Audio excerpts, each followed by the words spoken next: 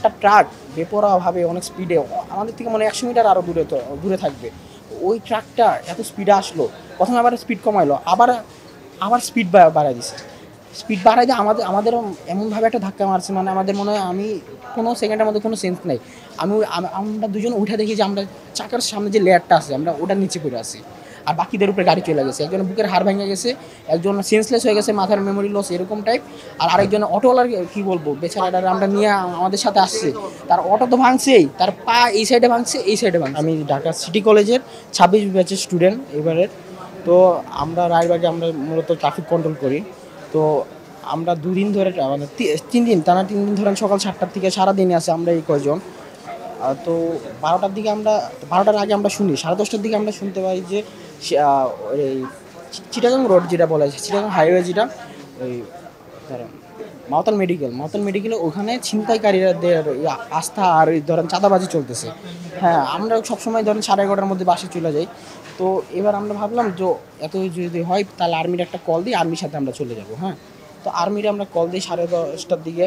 তো আর্মি আমাদের এইভাবে ঘুরায়, ওইভাবে করে আমরা এই জায়গার আমাদের এইখানে নাই, ওখানে নাই।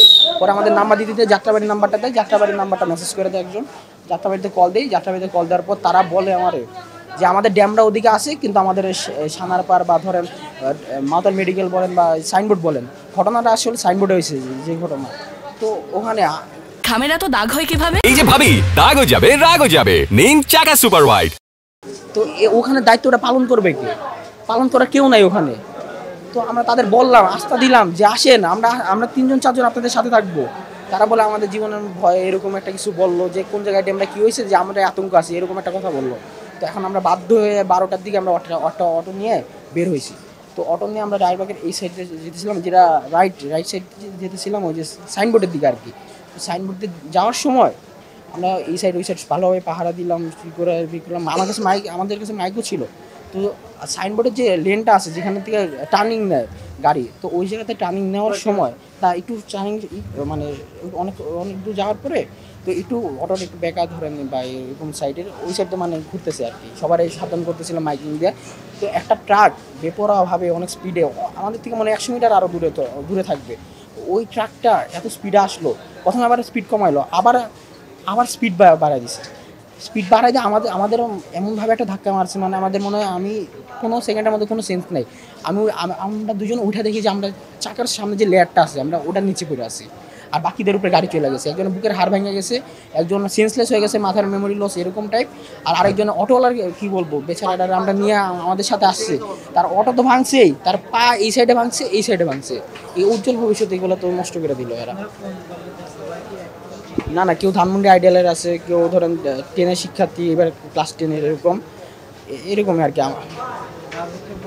আহত হয়েছেন এই ঘটনায়? ছিলাম 8 জনের মতো, 7 জনের মতো ছিলাম আর কি। 7 জনের মতো ছিলাম, তাদের সবারই অবস্থা খারাপ। তো এরকম, আর ট্রাক ড্রাইভার ছিল ভাই নেশাগ্রস্ত অবস্থায়, যা বুঝলাম আমরা। তো এরকম ট্রাক ড্রাইভারদের মালিকানা যারা, তাদেরকে ভাই একটু মানে ভালোভাবে বুঝাইতে হবে ভাই, এদের নেশাগ্রস্ত, এদেরকে ভাই দেশ চলবে না বা এরকম ট্রাক রাতে চলবে না। এরা আসলে সবাই নেশাগ্রস্ত ভাই, যারা আছে আর কি ওগুলা, এটার ভাই যথেষ্ট ব্যবস্থা নিতে ভাই।